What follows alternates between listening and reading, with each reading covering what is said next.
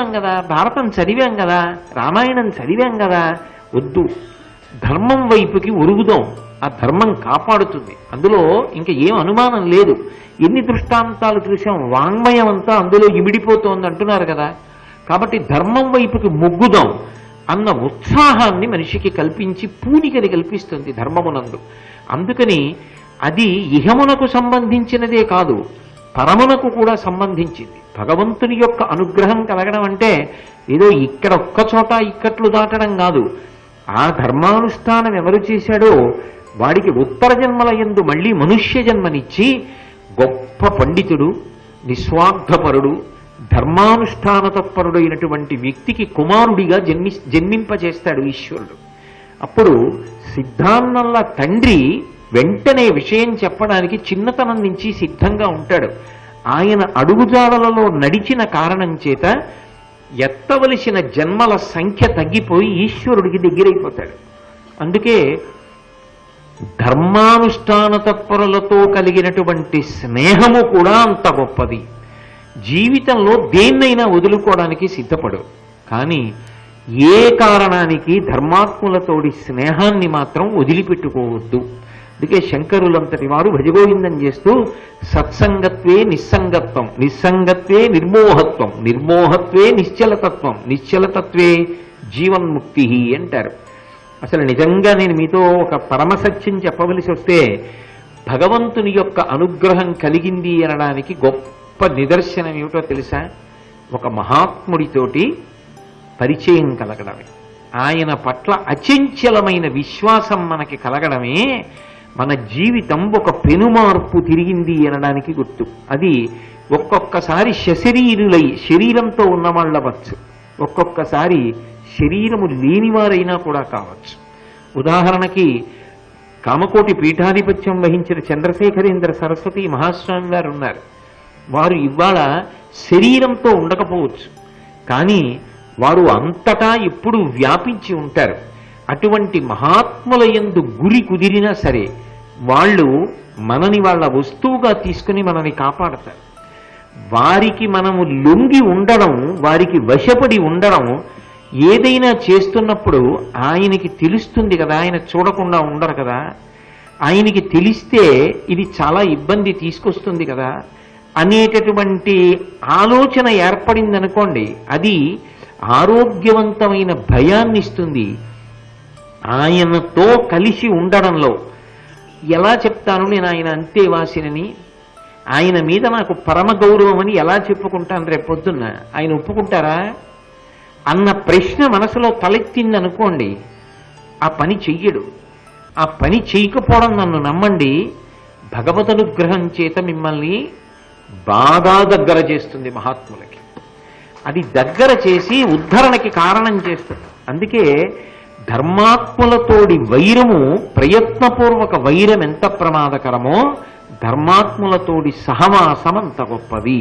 ఒక బాణం గురి తప్పుతుందేమో, ఒక బాణం కొట్టినా ఒకడిని కొడుతుందేమో, ఇద్దరిని కొడుతుందేమో, నలుగురిని కొడుతుందేమో, 10 మందిని కొడుతుందేమో, కానీ ఒక ధర్మాత్ముని యొక్క బాధ నిన్ను, భార్యని, పిల్లల్ని, కుటుంబాన్ని, స్నేహితుల్ని, బంధువుల్ని, ఒకవేళ ఆధిపత్యంలో ఉంటే రాజ్యాన్ని కూడా సర్వనాశనం చేస్తుంది. కాబట్టి అటువంటి ప్రమాదకరమైన పోకడకి వెళ్ళకూడదు ధృతరాష్ట్ర మహారాజా. అది మనిషికి శాంతికారకము కాదు.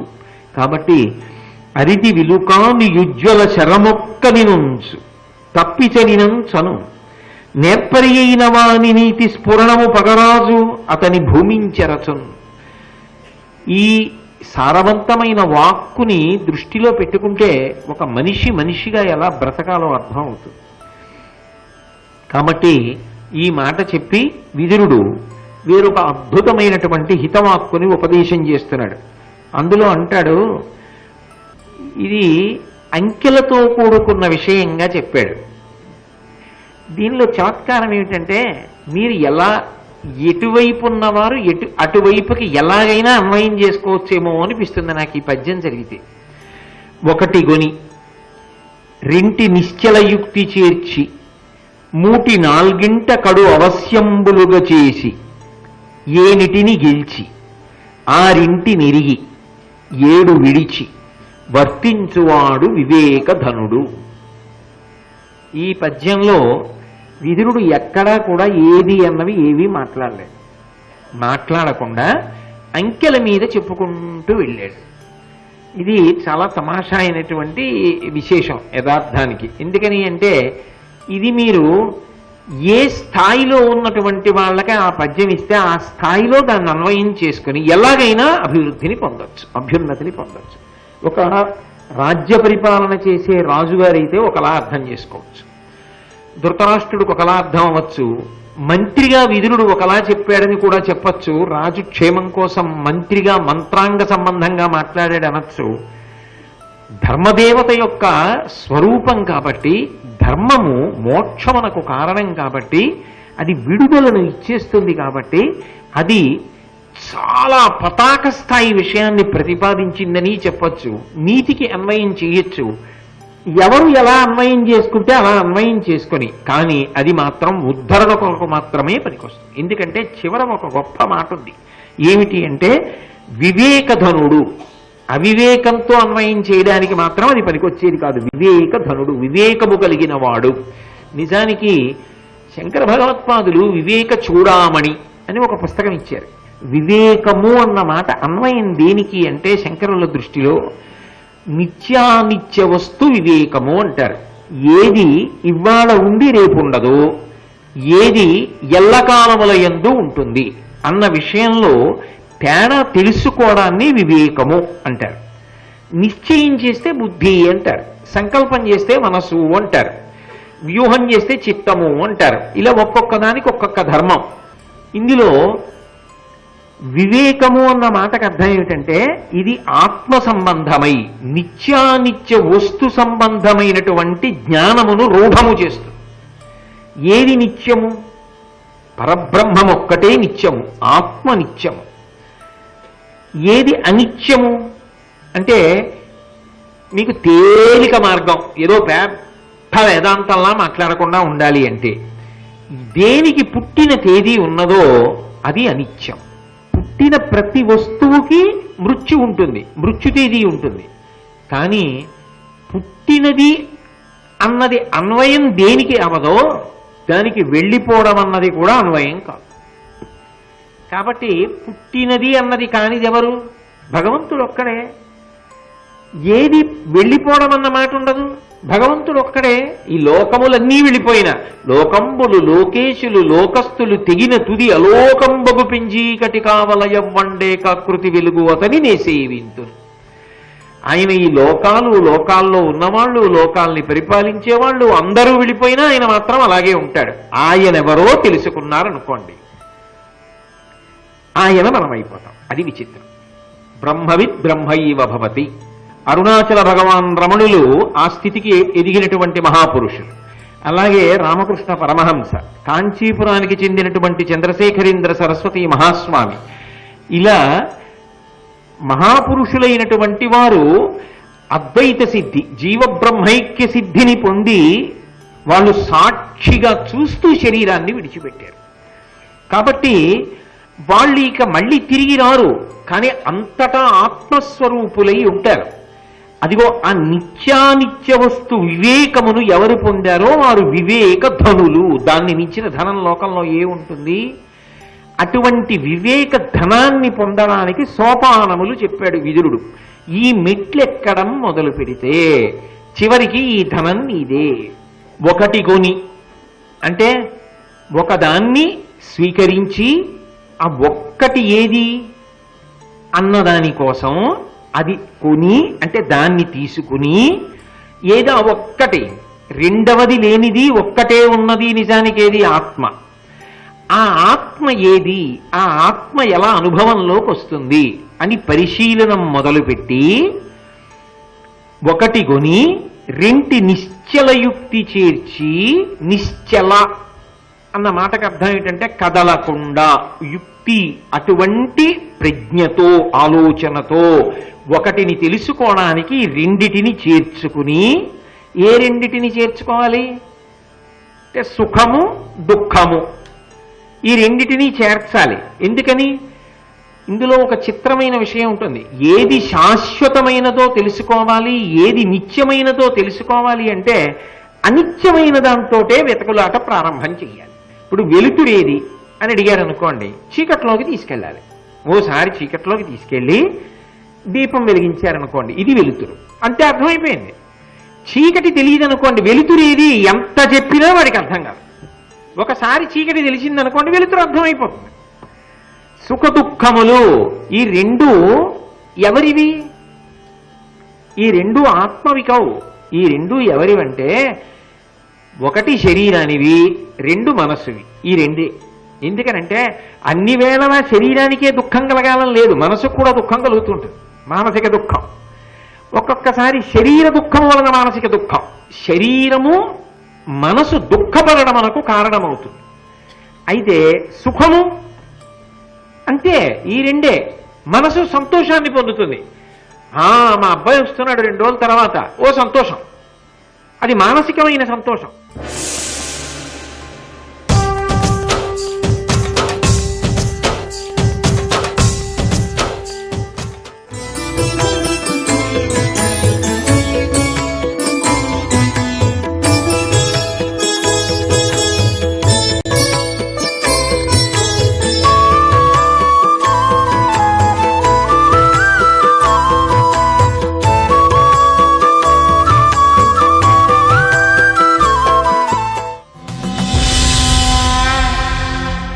భగవంతుడు నిజానికి దీన్ని ఎందుకు ఇస్తాడంటే, దీనిని మనసుని ఈ రెండిటిని ఆధారం చేసుకుని 3 పనులు చేస్తూ ఉండాలి. ఏమిటా 3 పనులంటే, చేసినటువంటి పాపం ఉంటుంది, గత జన్మలలో చేసిన పాపం ఉంటుంది. ఎందుకంటే పునర్జన్మ సిద్ధాంతం కాదు, అత్యంత ప్రాణప్రదం సనాతన ధర్మానికి. చేసిన పాపం ఉంది, అది అనుభవిస్తే పోతుంది. ఇప్పుడు పాపమునకు ఫలితం ఏమిటి? దుఃఖం. అది ఎలా పోవాలి? అనుభవంతో పోవాలి. ఎవరు అనుభవించాలి? ఈ శరీరం అనుభవించాలి. దీనికో నిప్పు వచ్చిందనుకోండి, ఎప్పుడో ఎవరికో శరీరం నిప్పెట్టేటట్టుగా కొట్టినటువంటి పాపం ఇప్పుడు నేను అనుభవించే నిప్పిలో పోతోందనమాట. ఇప్పుడు పాపము క్షయమవుతోంది దుఃఖంలో. ఓ సుఖం వచ్చింది, గతంలో చేసిన పుణ్యం ఏదో ఉందన్నమాట, ఆ పుణ్యం ఇప్పుడు సుఖంగా పోతోందనమాట. సుఖం కలిగింది, పుణ్యం పోతోంది, పాపం కలిగింది, దుఃఖం పోతోంది. ఇప్పుడు ఈ రెండిటిలో ఏది మిగిలిపోయినా మళ్ళీ జన్మెత్తాలి. ఎందుకో తెలుసా? మరి దాన్ని అనుభవించద్దు. అనుభవించాలంటే శరీరం ఉండాలా వద్దా? మళ్ళీ పుట్టాలి. ఈ రెండు పోతున్నాయి, అమ్మయ్య నాకు జన్మలు తగ్గిపోతున్నాయి. ఇప్పుడు ఈ రెండిటిని వాడుకుంటున్నాడు, చూస్తున్నాడు సాక్షిగా. ఓ, నిన్న సంతోషం వచ్చింది, ఇవాళ దుఃఖం వచ్చింది, రేపు సంతోషం వస్తోంది, సుఖం చేసిన పుణ్యం పోతోంది, చేసిన పాపం పోతోంది. ఇప్పుడు ఈ రెండిటిని సాక్షిగా చూస్తూ ఉంటాడు. 3 చెయ్యాలన్నాను కదా నేను, మరి 3వది ఏమిటి అంటే, ఇప్పుడు ఈ శరీరాన్ని మనసుని ఆధారం చేసుకుని చిత్తశుద్ధిని చేసుకుంటూ ఉంటాడు. ఎలా అంటే, శాస్త్ర విహిత కర్మాచరణం చేస్తాడు. శాస్త్రం ఎలా చెప్పిందో, గురువు గారు ఎలా చెప్పారో అలా బ్రతుకుతాడు. బ్రతికి దానివల్ల నాకు పుణ్యం కావాలండం, లోపల చిత్తాన్ని శుద్ధి చేస్తాడు. అలా పుణ్యకర్మ శాస్త్రంలో చెప్పినట్టు చెయ్యగా చెయ్యగా చెయ్యగా పాపకర్మకి దూరంగా ఉండగా ఉండగా ఉండగా గిన్ని బాగా తోముకోగా తోముకోగా తోముకోగా చిత్తశుద్ధి ఏర్పడి పాత్రత కలుగుతుంది. వీడికి జ్ఞానం ఇవ్వవచ్చు. ఈశ్వరుడు ఎప్పుడూ అనుగ్రహిస్తాడు. ఎప్పుడు అనుగ్రహించాడు? గిన్నెలో నీళ్లు పోసినటువంటి బియ్యం అన్ని ప్రతి బియ్యపు గింజ అన్నపు మెతుకుగా ఎప్పుడు మారింది? కుక్కర్ కూసినప్పుడు. కుక్కర్కి ఎలా తెలిసింది? అది కూసింది, అనుమానం అక్కర్లా, పొయ్యార్పేయచ్చు, లోపల ప్రతి బియ్యపు గింజ అన్నపు మెతుకు అయిపోయింది. అలా చిత్తశుద్ధిని పొందిన తర్వాత ఈశ్వరుడు జ్ఞానం ఇస్తాడు. ఆ జ్ఞానము వలన ఏమవుతుంది? నిత్యానిత్య వస్తు వివేకం కలుగుతుంది, బ్రహ్మము అనుభవంలోకి వస్తుంది. అప్పుడు తాను బ్రహ్మమైపోయాడు. అప్పుడు శరీరపతనమునందు సాక్షిగా చూస్తాడు. సుఖము తాదాత్మత చెందడు. అందుకే తనదైన కార్యమునందు వైక్లభ్యమును పొందాడు. తన కర్తవ్యమును పాడు చెయ్యలేదు. ఇది కర్తవ్యాన్ని చేసుకుంటూనే వెళ్ళిపోతూ ఉంటాడు. దానికి కారణం శాస్త్రమునందు ప్రబల విశ్వాసం, గురువాక్యమునందు ప్రబల విశ్వాసం. ఇప్పుడు సుఖము చేత తన కర్తవ్యత నిష్ట చెడిపోదు, దుఃఖము చేత తన కర్తవ్యత నిష్ట చెడిపోదు. ఎలా ఉన్నా తన కర్తవ్యాన్ని తాను శాస్త్రీయంగా చేసుకుంటూ వెళ్ళిపోతూ ఉంటాడు. అది పాత్రతకి కారణమవుతుంది. ఒకసారి జ్ఞానము కలిగిందనుకోండి, ఇక మళ్ళీ మిగిలిపోయినటువంటి పాపపుణ్యములు ఉండవు. మొత్తం సంచితం అంతా దగ్ధమైపోయి ఇక మళ్ళీ పుట్టవలసిన అవసరం లేకుండా విడుదల పొందేస్తాడు. ఇక మళ్ళీ జననము మరణము ఉండవు. పుడితే కదా మళ్ళీ చావడం. అందుకని జననము లేదు కాబట్టి మరణము లేదు. ఇది ఆఖరిసారి శరీరాన్ని వదిలిపెట్టడం, అది మోక్షము. అది దాని కొరకు ప్రయత్నములో చిట్ట చివరి స్థితికి వివేకధనమును పొందాడు అంటారు. అందులో ఈ రెండిటిని సాక్షిగా ఉండి, ఓ దుఃఖం వచ్చింది అమ్మయ్య కొంత పాపం పోయిందిరా, ఓ సుఖం వచ్చింది అమ్మయ్య కొంత పుణ్యం పోయిందిరా, ఈ రెండిటికి నేను కదలకుండా నిలబడగలగాలి. ఇది ఈశ్వరుడు అనుగ్రహిస్తున్నాడు నన్ను ఇలా. ఒక్కొక్కసారి మనసు అనుభవిస్తుంది చాలా పెద్ద బాధని. ఓ ఇంత పెద్ద బాధ శరీరానికి పడితే నేను చెయ్యవలసిన కర్తవ్యం చెయ్యలేకుండా శరీరం మంచాన పడిపోతుందేమోనని శరీరాన్ని కొట్టకుండా మనసుని కొట్టాడు. ఓర్చుకునే శక్తి కూడా వాడే ఇస్తాడులే. వాడే ఆలంబనం. ఇటు తిరిగి వాడి చుట్టూనే తిరుగుతాడు. పిల్లలు చూడండి, స్తంభాలాట ఆడతారు. అటొచ్చి ఇటొచ్చి స్తంభాన్నే పట్టుకు తిరుగుతారు. అలా ఏం చెయ్యండి ఈశ్వరుణ్ణి పట్టుకు తిరుగుతూ ఉంటాడు. అది ఒకటి కొని ఒకదాని కొరకు బయలుదేరి రెండిటిని చూస్తూ ఉంటాడు, గమనిస్తూ ఉంటాడు. ఇప్పుడు ఒకటి కొని రెంటి నిశ్చలయుక్తి చేర్చి సుఖమునందు పొంగు లేదు, దుఃఖమునందు కుంగు లేదు. రెండు ఈశ్వరానుగ్రహమే. రెండు అనుగ్రహమైనప్పుడు మీకే బాధ ఏమిటి? డాక్టర్ గారు 2 మందులు ఇచ్చారు, ఒకటి తీగా ఉంది ఒకటి చేదుగా ఉంది, అయినా 2 మందులే వేసుకోవాల్సిందే. నిశ్చలయుక్తి చేర్చి ఒక దాని మీద సంతోషం లేదు, ఒక దాని మీద కుంగు లేదు, రెండూ సమానం. అందుకే వచ్చింది పోయింది ఏ బాధ లేదు, అలాగే ఉంటాడంతే. కాబట్టి ఎదగడం ఎంత కష్టమండి ఆ స్థాయికి. కనీసం వింటే భగవంతుడి అనుగ్రహం ఉంటుంది. ఆయన ఇస్తాడో ఆ సామర్థ్యాన్ని ఇస్తాడు. క్రమక్రమంగా ఆయన ఇస్తాడు దాన్ని. అందుకు వింటారు విదురునీతి. విదురునీతి వింటే అది మనసులోకి ప్రవేశిస్తే ఎప్పటికో అప్పటికి అలా ఊంచుకోగలిగిన శక్తి భగవంతుడు ఇస్తాడు. కాబట్టి నిశ్చలయుక్తి చేర్చి 3/4 కడు అవశ్యములుగా చేసి, ఇందులో 3 వాడుకుంటూ 4 ప్రధానం చేసుకోవాలి. ఏమిటది? 3 మీరు చేసుకోక్కర్లేదు, అవే ఉంటాయి.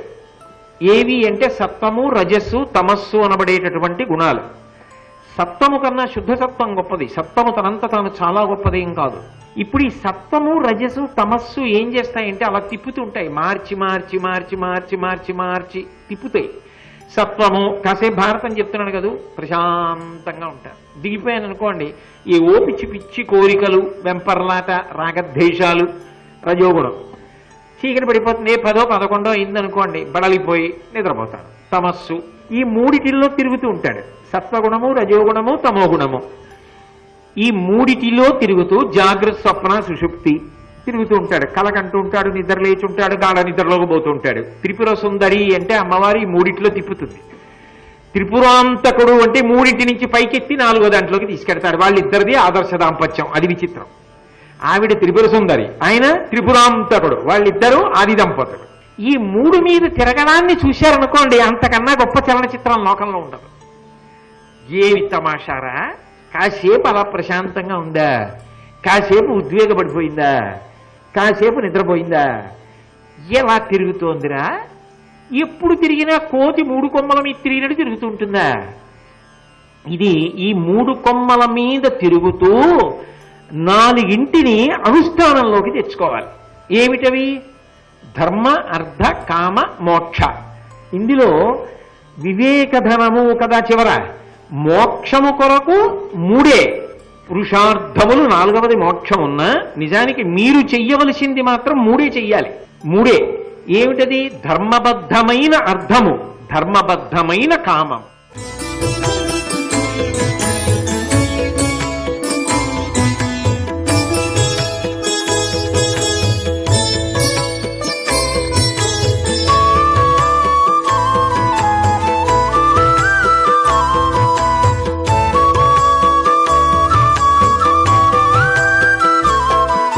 సర్వం శ్రీ ఉమామహేశ్వర పరబ్రహ్మార్పణమస్తు.